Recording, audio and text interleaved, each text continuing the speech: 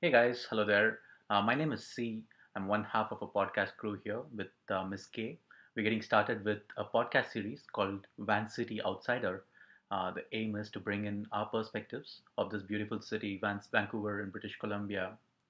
Um, Miss K, do you want to say hello to the audience? And let's get started very soon. Hi, everyone.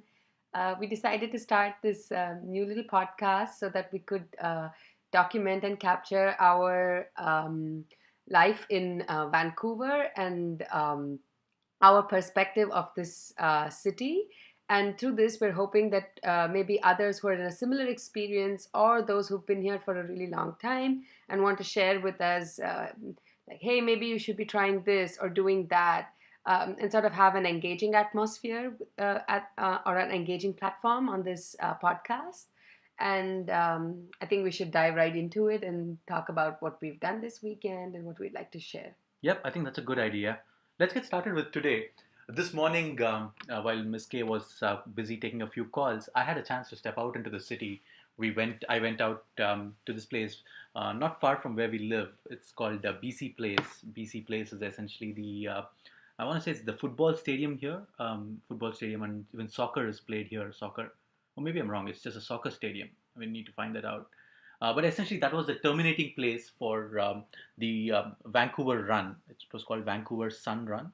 I think Vancouver Sun refers to the newspaper Vancouver Sun, which was, I think, primary sponsor. It was quite something to see the range and diverse range of participants there.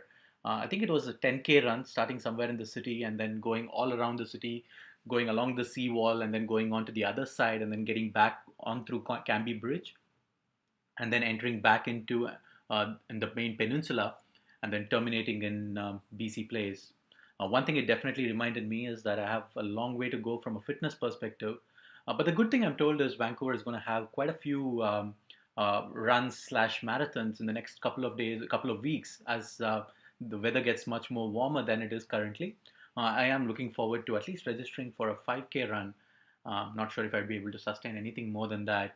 Miss K, I know you run 5K in the past. Are you looking forward to running? Yeah, I think today we just started paying more attention to the different runs and the posters that were out there, and we found one that's being organized by Bank of Montreal, Hmm. and I don't remember what exactly it was called.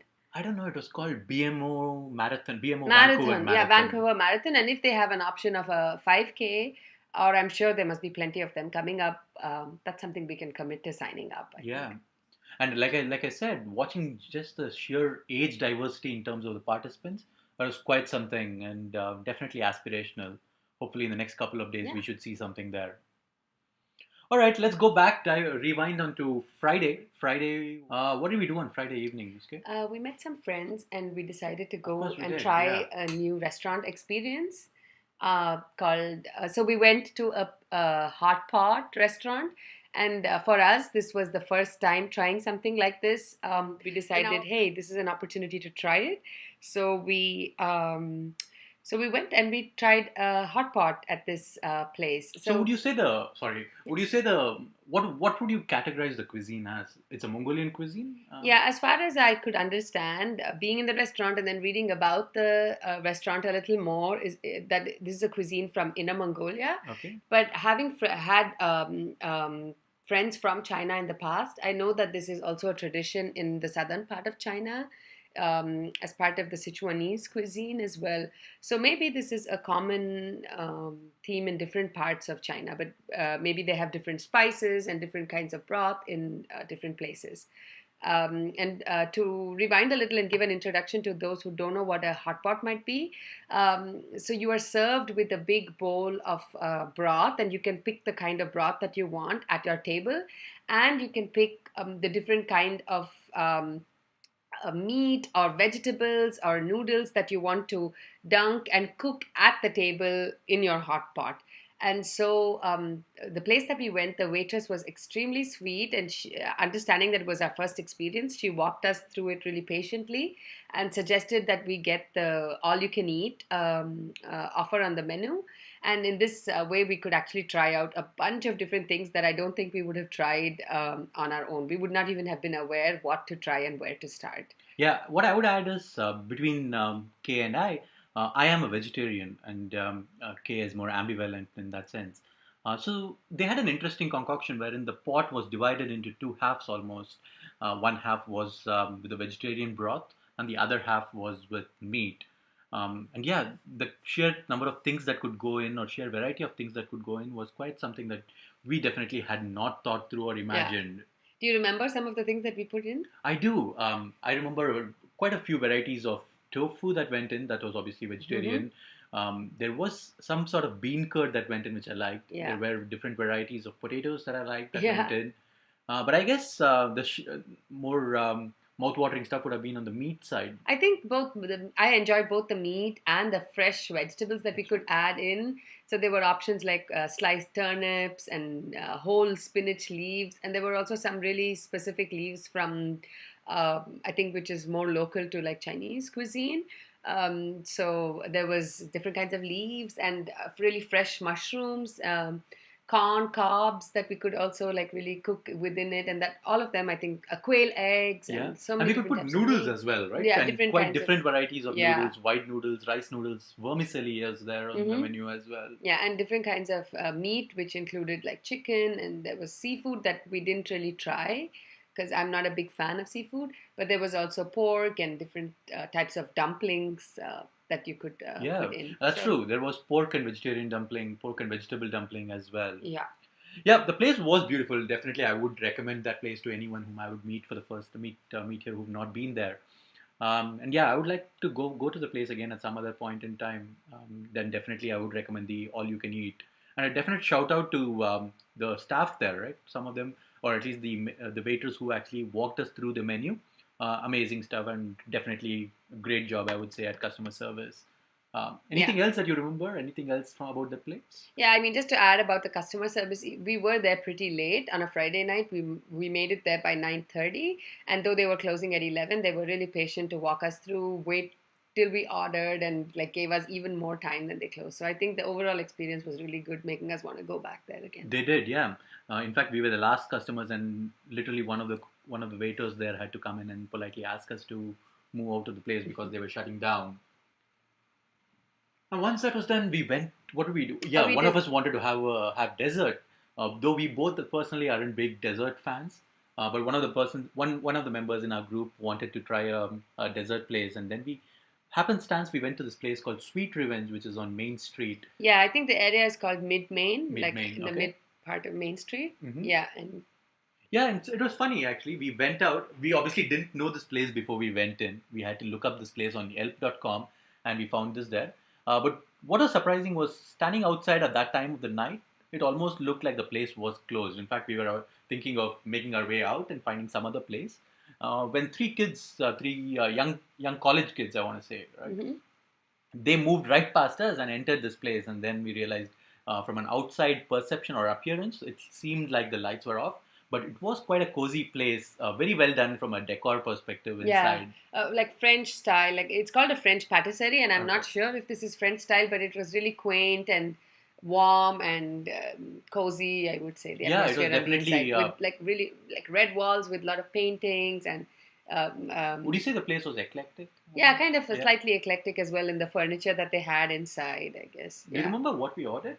Yeah, we shared Uh-huh.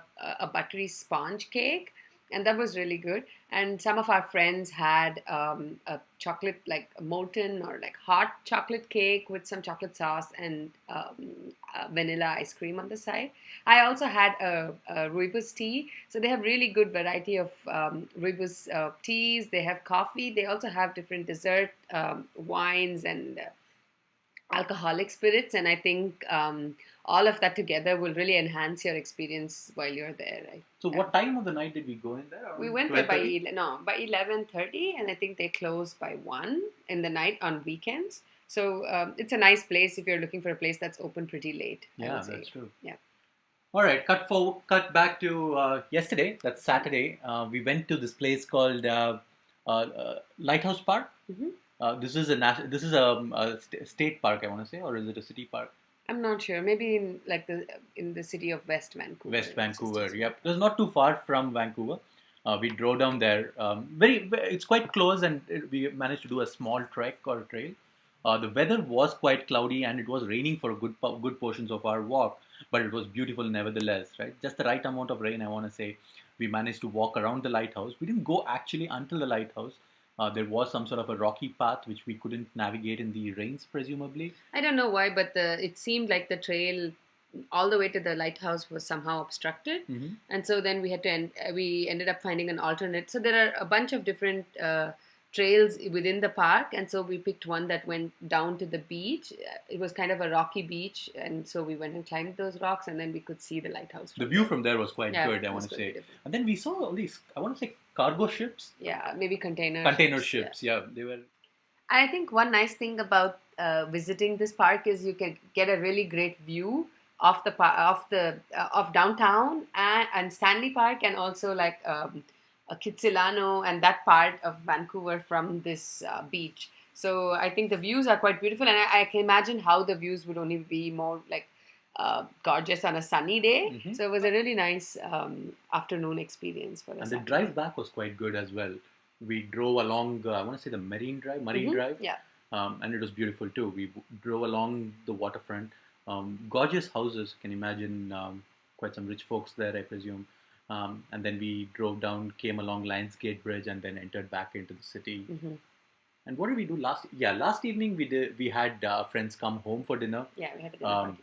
Again, I met somebody at the elevator, and the way I described my evening was drank like a fish and ate like a pig, and that kind of summarized my evening. Anything that you recollect from last evening that you want to call out? Otherwise, we can move over to this morning. I think that's about it. I mean, maybe we can talk about the place that we live and the views that we have and things like that on a different episode. I think different episode Yeah. is just right for that. Yeah. But maybe what we should talk in a different episode is also the beers that we have around here. Yeah, the different microbreweries that exist, and Yeah. especially you, Kay, being a beer fan. Yeah. I think it's really nice to explore. We've been exploring all the different microbreweries, so I think we should dedicate a podcast for that. Yeah. But just a quick shout out. I think the beers that we had yesterday were 33 Acres and Streamsfellows. Both of them are amazing, and we should talk about them in a separate episode. And then back to this morning, we went out looking for a driving range. Obviously, before that, I went to watch the marathon finish. But then post that, we went driving to University of British Columbia, UBC, which is down south and west of where we are currently. And the UBC campus itself is quite gorgeous, and we should probably talk about that in a later episode. Mm-hmm. But going into the golf driving range, actually both of us do not golf, right? Our exposure to golf has been specifically through watching it on television, on shows, on events such as the Masters or the US Open or some of the other PGA tours. And we've also tried a couple of times just visiting driving ranges and shoot. Like, I don't know what the technical terms are, but hitting the golf ball like really far, like trying to hit it far at least. So yeah, so we went in there. Unfortunately, this morning, because the weather wasn't good, they closed down the driving range. But it wasn't much lost actually. So we managed to speak to the folks at the golf shop, and our aim is to enroll in the golfing 101 lessons, or golfing 1 or golfing 101 lessons in the next couple of weeks, and hopefully learn the game. I think it's a beautiful game. And what kind of draws us more to the sport is around this region. Not in the main downtown / main peninsula region, but lower south, you can see lots of golf courses, and hopefully we should be able to hit some of them in a couple of months at least from now. Yeah, I think so. All right, so we covered quite a lot there. I think that's basically it, right? Anything else that we should be talking about? I think we'd love to hear back. I mean, I don't have anything else to add from this weekend, but I think it would be nice just to like get people's views on what we should be doing, what we should cover, or whether you like this podcast or this attempt that we're making, and just maybe hear from people. Yeah. I would say just being me, feedback are appreciated on three fronts. A, encouragement, because that's really because what we're just starting out. And then B, comments / critiques, right? Something that will help us improve. And C would be suggestions, some things that we can enhance onto what we speak, any recommendations that we can add on, right? So with that being said, I think we should be wrapping up at this point in time, ensuring that it doesn't go too long. And looking forward to engaging with all of you in the future episodes as well.